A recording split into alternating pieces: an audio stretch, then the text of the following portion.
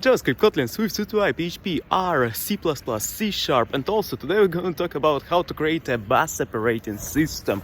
Bus operating system, it is interesting because we will create it by using x86 assembly language and also by using C and C++.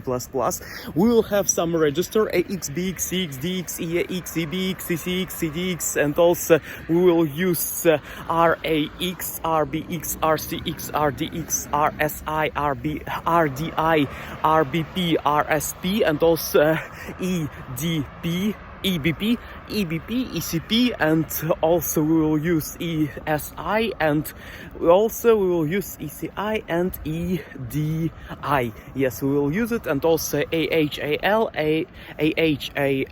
also BHBL, CHCL, DHDL, and DIL, DIH, CIL, and BPH, BPL, and also SPH, SPL. We will use these registers with different types of 8-bit registers, rec in triangular brackets as a tag in HTML. They are written this way: tag rec 8, tag rec 16, tag rec 32, tag rec 64. We will have them, and also we will have tag mem, and also we have the memory, and we have different structures. We have the memory, we have CPU, and also we have GPU, and we have the bus systems. So we have the wheels, we have the 3D object of it. So we can use it by